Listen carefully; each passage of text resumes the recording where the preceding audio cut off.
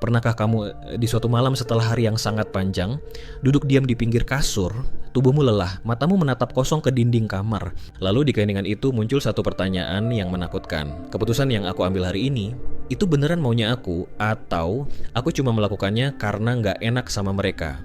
Kita sering merasa bangga, kita merasa kitalah protagonis utama dalam hidup ini. Kita merasa seperti nakoda dari kapal hidup kita sendiri. Kita pegang kemudi, kita injak gas, kita yang menentukan arah mau ke utara, selatan, atau berhenti di dermaga. Tapi benarkah begitu? Atau jangan-jangan selama ini kita cuma penumpang yang duduk manis di kursi belakang, sementara yang menyetir, yang menginjak gas, yang membelokkan arah hidup kita adalah mereka. Mereka yang ada di lingkaran pergaulanmu, circlemu, teman-teman nongkrongmu. Mari kita mundur sedikit ke ribuan tahun yang lalu. Manusia itu makhluk yang lucu. Kita takut sekali dibilang nggak punya pendirian. Tapi ironisnya, ketakutan terbesar kita bukanlah kematian, melainkan dikucilkan. Kenapa? Karena kita didesain secara biologis untuk bertahan hidup secara berkelompok. Zaman dulu, kalau kamu sendirian di hutan, kamu mati. Dimakan predator, kedinginan, atau kelaparan. Makanya otak kita, bagian lizard brain atau otak reptil kita, punya insting purba yang sangat kuat. Ikuti kelompokmu, jangan beda sendiri. Kalau teman-temanmu lari ke kiri karena ada singa, kamu jangan sok ide lari ke kanan. Kamu harus ikut ke kiri supaya selamat. Masalahnya, kita hidup di tahun 2026, bukan zaman batu. Tidak ada singa di luar sana. Tapi insting itu masih tertanam kuat di kepala kita. Saat circle kamu bilang, udahlah bro, besok aja kerjainnya, santai dulu kali. Otakmu tidak menerjemahkan itu sebagai kemalasan. Otakmu menerjemahkannya sebagai keamanan. Saat mereka bilang, gas lah, mumpung muda, nakal dikit nggak apa-apa, otakmu menerjemahkannya sebagai penerimaan. Dan di detik itulah ilusi kendali pecah. Kamu tidak sedang memilih keputusan itu. Kamu sedang hanyut. Kamu sedang menyerahkan setir hidupmu pada insting purba yang takut ditinggalkan sendirian. Kita sering salah paham. Kita pikir lingkungan yang buruk atau toxic circle itu bentuknya menyeramkan. Isinya orang-orang jahat, preman, atau penipu. Salah besar.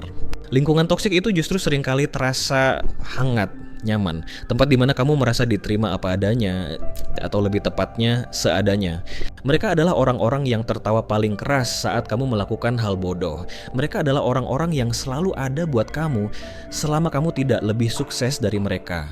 Pernah dengar istilah crab mentality? Kalau kamu taruh satu kepiting di ember, dia bisa memanjat keluar dengan mudah. Tapi kalau kamu taruh banyak kepiting, tidak ada yang bisa keluar. Kenapa? Karena setiap kali ada satu yang mau naik, teman-temannya di bawah akan menjepit kakinya dan menariknya kembali ke dasar. Perhatikan pola di circle kamu.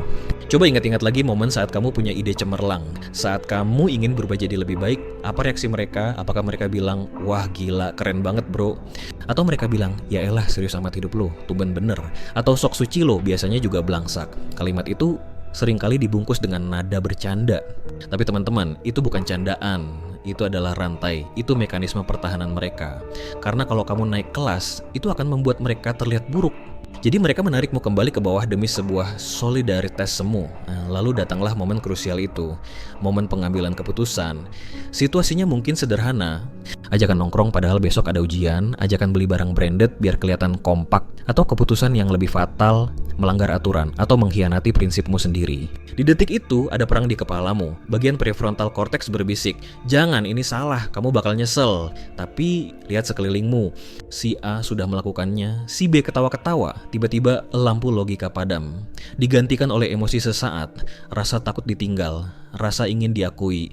Dopamin membanjiri otakmu dan mulutmu pun berkata, oke, ayo gas. Keputusan diambil, bukan karena kamu butuh, tapi karena gemuruh di sekelilingmu terlalu bising. Malam itu kamu merasa hebat, tapi ingat ini, pesta pasti berakhir. Dan sampailah kita di fase ini, fase the hangover, fase mabuk penyesalan. Saat kamu pulang ke rumah, masuk ke kamar, dan menutup pintu, tiba-tiba sepi. Di keheningan itu, obat bius dari keramaian tadi hilang. Logikamu bangun lagi dan berteriak, apa yang barusan kamu lakuin? Kamu melihat dompetmu yang kosong, ini waktu yang terbuang, dan kepercayaan yang rusak.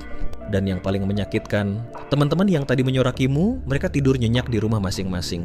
Sementara kamu sendirian menanggung beban keputusan bodoh itu. Ternyata, Solidaritas mereka cuma sampai di gerbang kesenangan. Di gerbang masalah, kamu sendirian. Rasanya seperti dikhianati ya. Tapi siapa yang mengkhianatimu? Bukan mereka. Yang mengkhianatimu adalah dirimu sendiri. Kamu mengkhianati masa depanmu demi tepuk tangan sesaat dari orang-orang yang mungkin gak peduli sama kamu 5 tahun lagi. Lingkungan adalah cermin.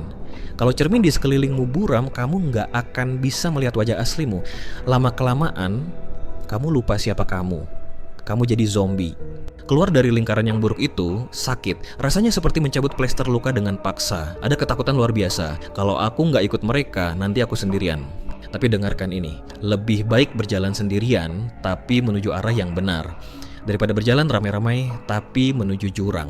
Kesepian itu sifatnya sementara. Itu adalah detoksifikasi. Di kesunyian itulah, kamu akhirnya bisa mendengar lagi suara aslimu. Suara yang berbisik, ayo kita mulai lagi. Kejar mimpi yang tertunda itu. Mulai besok, belajarlah seni berkata tidak. Tidak untuk hal yang merugikanmu. Tidak untuk drama yang enggak penting. Biarkan mereka menjauh. Itu tandanya seleksi alam sedang bekerja. Daun-daun kering harus gugur supaya tunas baru bisa tumbuh. Kamu akan menemukan circle baru. Orang-orang yang kalau kamu sukses, mereka tepuk tangan bukan cari kesalahan.